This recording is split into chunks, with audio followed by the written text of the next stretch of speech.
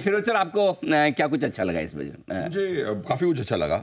अगर आप fiscal side पे देखें, आपकी जो इनकम टैक्स की मतलब रेवेन्यू की ग्रोथ है 11% की बताई है, और खर्चे की ग्रोथ 4.5% की बताई है।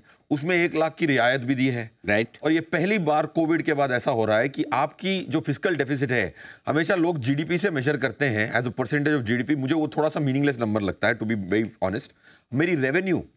हमारी रेवेन्यू है 35 लाख की, अगले साल का खर्चा है 50 लाख का, तो 15 लाख। आमदनी कितनी है? 35 और खर्चा है 50, मतलब 15 लाख का खर्चा ज्यादा as a percentage of my bank account credit is 43%।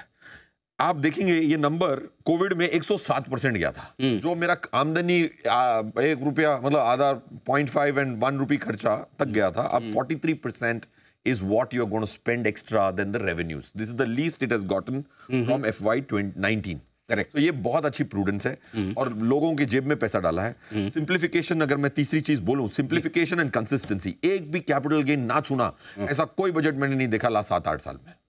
Capital ये फाइन प्रिंट में ना हो बस। वो उसके लिए ऑलरेडी अरुण ने अपना लैपटॉप मंगवा दिया, लैपटॉप भी शुरू कर दिया। मेरे को है ना, बजट के बाद सबसे ज्यादा डर अरुण से ही लगता है। नहीं, जो फाइन प्रिंट में क्या क्या निकाल कब झटके दे दे ये पता नहीं। तो हाँ, आप बात पूरी जिंदगी जीता। हाँ, तो कुल मिला के आप जो सिंप्लिसिटी चाहते थे और कंसिस्टेंसी चाहता था, सिंप्लिसिटी चाहता था, और मैं फिस्कल प्रूडेंस चाहता था। और कैपिटल एक्सपेंडिचर की भी जो खर्चा है 11.1 में ऑलमोस्ट 10.5 लाख का खर्चा निकला है मेरे हिसाब से। लेकिन फिरोज सर, आप बताने वाले थे अपनी कुछ राय बजट पर। जी देखिए, आई थिंक ये 12 लाख किया और 75,000 का स्टैंडर्ड डिडक्शन किया। एक इंपॉर्टेंट पॉइंट ये है कि ये बहुत फिनेंशियलाइजेशन में बहुत हेल्प करेगा, क्योंकि वो पुरानी टैक्स रिजीम को जरा भी छेड़ा नहीं गया है। एडीसी, ये जो फोर्स्ड इन्वेस्टमेंट्स थे, स्मॉल सेविंग्स, ईएलएसएस, वो सब निकल गए। Why is this important? क्योंकि लास्ट ईयर की जो हाउस होल्ड सेविंग थी 35 लाख करोड़ में से, इक्विटी में काफी बैंक वाले रोते हैं कि भाई इक्विटी ले गई, 43% फिर भी डिपॉजिट्स था, 17% इंश्योरेंस बेस्ड इन्वेस्टमेंट था, और इन्वेस्टमेंट था 4% का, और इक्विटी में। और तो ये फोर्स सेविंग्स थी, इंडियंस की ब्याज पे पैसे उठाने की जरूरत थी इंडिया को, तो इंडियंस ने सपोर्ट किया गवर्नमेंट की फिस्कल डेफिसिट को। अब वित्त मंत्री उसको वापस कर रही है कि भाई अब अपनी आप ग्रोथ देखें। कंट्री को तो आप यहां तक ले आए कि भाई अब फॉरेनर भी आज इंडिया का बॉन्ड खरीदता है। 2022 जून तक तो हाथ भी नहीं लगाता था, right? So point I am trying to make is this will change how the financial instruments which will be chosen. ये बहुत बड़ी बात होती है।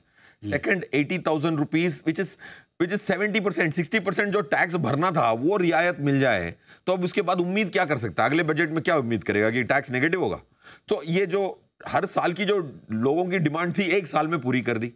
सो दैट्स सेकंड। थर्ड, एक चीज में बड़ा मायूस हूं कि इंटरेस्ट कॉस्ट और टैक्स एडमिनिस्ट्रेशन का जो कॉस्ट है वो हमारी 29% कॉस्ट है हमारी टोटल बजट में से। 50 लाख करोड़ में से 28% हम खर्च कर रहे हैं इंटरेस्ट कॉस्ट और टैक्स एडमिनिस्ट्रेशन में। Tax administration direct tax code आने के बाद I would expect tax administration cost 2 lakh crore खर्चा कर रहे हैं, वो 1.5 लाख करोड़ पे पहुंचेगा। That's a great news, that will be very good to see. और अगर हमारा 11,65,000 करोड़ रुपया ब्याज पे गया है, तो उसकी क्या डिसइन्वेस्टमेंट्स करके, जैसे मंत्री सर ने भी कहा कि डिसइन्वेस्टमेंट में बात नहीं की, 24% की एक्सपेंडिचर तो ब्याज पे है और इतनी अप्रिसिएशन मिली है। मैडम ने भी बजट के पहले कहा था कि भाई फंड मैनेजर के पास फ्री फ्लोट नहीं है, आप free float as a government लेके बैठे हो, उसको दोगे तो लोग पार्टिसिपेट करेंगे इंडिया स्टोरी में। So that is when the full cycle would have married.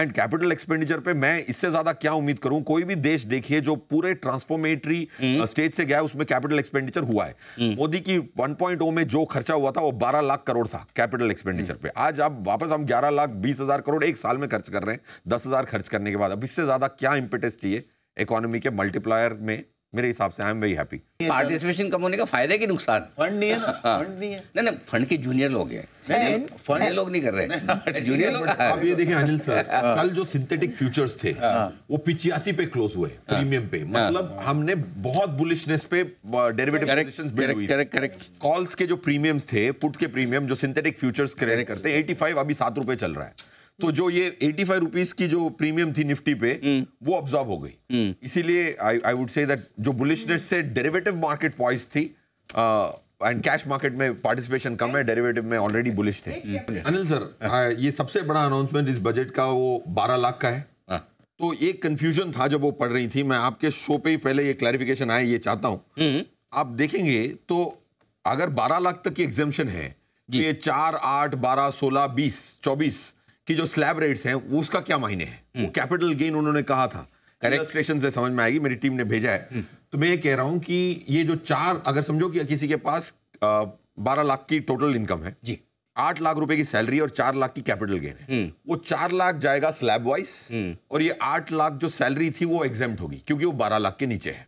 तो ये जो स्लैब्स हैं उनको भी सिंप्लीफाई कर दिया। आज तक मैं स्लैब रेट हमेशा एक मिनट वापस से बताइए। देखिए वित्त मंत्री जी कह रही कि नई टैक्स रिजिम में आप हैं तो आपको 12 लाख रुपए तक कोई टैक्स नहीं भरना, करेक्ट। और अगर आप सैलरीड एम्प्लॉय हैं तो आपको 75,000 का स्टैंडर्ड डिडक्शन भी मिल रहा है, यानी कि साल भर में मेरा अगर CTC 12,75,000 है तो मुझे कोई चिंता करने की जरूरत नहीं, करेक्ट। अब बताइए अब इसमें क्या बदला है?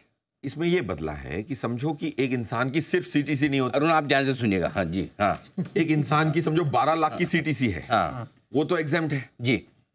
वो जो अगर किसी के कैपिटल गेन आती है, अगर 12.5% की कैपिटल गेन है, अगर इक्विटी से कैपिटल गेन आई जी, वो या तो फिर मैक्सिमम 12.5 पे टैक्स होगी, और वो जो स्लैब्स हैं, अगर समझो कि आपकी सैलरी कम है तो स्लैब्स प्रयोग होंगे, या फिर जो भी आपकी कैपिटल गेन्स हैं, 12 लाख की सैलरी प्लस 75,000 स्टैंडर्ड डिडक्शन तो 12.75 लाख तो आपकी सैलरी से कमा के टैक्स फ्री हो गया। अब उसके समेत अगर आपके पास 5 लाख हो कैपिटल गेन, वो सीधे जाएगा 12.5 लाख की स्लैब में after the 1 lakh exemption. Okay. और ये एक चीज बहुत अच्छी सिंप्लीफाई की, आज तक मैं वो स्लैब्स को याद नहीं कर पाया, इन्होंने 4 के मल्टीपल और 5 के मल्टीपल कर दिए। अच्छा। 4, 8, 12, 16, 20, ये तो टैक्स रेट हो गया 5, 10, 15, 20, 25, 30। फाइन प्रिंट आई है जी जी जी। यूलिप को 10 और 10D से निकाल दिया गया है। पहले वो कैपिटल गेन टैक्स एग्जेम्प्ट था 2.5 लाख पर एनम प्रीमियम तक, वो हटा दिया गया है। अब यूलिप में हर प्रीमियम टैक्सेबल होगा। नेगेटिव है ये तो इंश्योरेंस प्रीमियम टैक्सेबल नहीं है, जो उससे इनकम होती है वो टैक्सेबल, तो वो इंश्योरेंस कंपनी के लिए नेगेटिव। एक मिनट फिर से समझाएं। ULIP not covered under 10D will now be considered as capital asset and LTC। तो मैंने अगर यूलिप में पैसा लगाया, जनरली मैं यूलिप में पैसा लगाऊं, मुझे 3 साल के लिए इन्वेस्ट रहना पड़ता है, लॉक इन पीरियड है, राइट? 5 साल के लिए मुझे इन्वेस्ट रहना पड़ता है। 5 साल के पहले मैंने वापस निकाल दिया तो मुझे वैसे भी टैक्स देना पड़ेगा जो मैंने टैक्स बेनिफिट लिया, राइट? अब आप ये कह रहे हैं कि भले 5 साल के बाद भी आप पैसा विड्रॉ करें, कुछ भी करें, तो उसमें क्या बदलाव हुआ है? अगर आपने समझो कि आपने 2-2 लाख रुपए की प्रीमियम भरी थी, ठीक है, या फिर वन टाइम भरी थी, ठीक है, 2-2 लाख की भरी थी, लेट्स अज्यूम 5 साल हो गए, आपने 10 लाख डाल दिए, ठीक है, 5 साल की बढ़त जो है 10 लाख 20 लाख हो गए, 15% की कॉम्पाउंडेड, ठीक है, समझो कि 15 लाख रुपए हो गए। हाँ, इतनी अच्छी रिटर्न आ रही होती तो फिर ठीक है, टेंशन ही क्या था, ठीक है, राइट? तो 10 लाख हो गए, 15 लाख रुपए। अब वो 15 लाख टैक्स फ्री थे, 5 लाख की जो गेन थी आपकी टैक्स फ्री थी सेक्शन 10D के आधार बराबर। अब वो 5 lakh has become now a capital asset. 10 lakh जो आपने इन्वेस्ट किया वो कैपिटल एसेट हो गए, तो इस पे 12.5% की टैक्स लगेगी 5 लाख की गेन पे, जो हो जाते हैं करीबन 62,000 प्लस। अब जितना पैसा आपका बना है, जितना आपने पैसा डाला वो तो ठीक, जितना नया बना है पैसा उस पर लगेगा आपका टैक्स, और जाहिर सी बात है 5 साल बाद है तो लॉन्ग टर्म हो जाएगा। लॉन्ग टर्म का मतलब 12.5% लगेगा आपको, ये देना पड़ेगा। इसके अलावा 12.5 नहीं एक्चुअली लॉन्ग टर्म ही होगा ना, 12.5 तो नाम है, मतलब बाद में सेस वेस लग के वो 14.9 क्या मतलब 12 12.5 क्यों बोलते हैं हम लोग?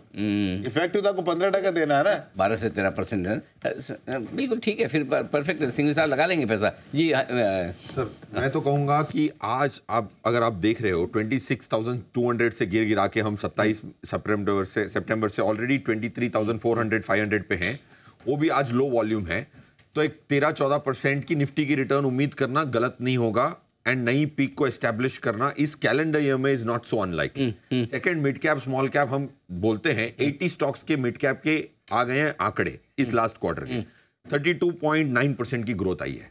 लास्ट ईयर सेम कंपनियों ने 77 रुपीज का कमाई की थी, इस साल वो 103 रुपए कमा चुके हैं जी। अब स्कोरबोर्ड भी तो देखना जरूरी है, मिड कैप को गाली देंगे हम, स्मॉल कैप गिरागा, जनवरी में गिरेगा, बट स्कोरबोर्ड देखो 80 स्टॉक की रिजल्ट आई है 150 में से, और 32% की, ये कौन बात कर रहा है 33% की ग्रोथ की। पॉइंट ये है कि जो भी स्मॉल कैप और मिड कैप की ठुकाई हुई है, धुलाई हुई है in January, it's largely because of arbitrage and hedge funds, FIIs। Last year 38 stock ऐसे थे सर जिसमें FII ने अपने नंबर ऑफ शेयर्स डबल किए थे स्मॉल कैप में, स्मॉल कैप वो 38 स्टॉक सबसे ज्यादा गिरे हैं. So I would say mutual fund can generate 4%, 3% alpha on Nifty, Okay. 12 to 13% Nifty return. So 15 से 16% मतलब ब्याज से डबल रिटर्न.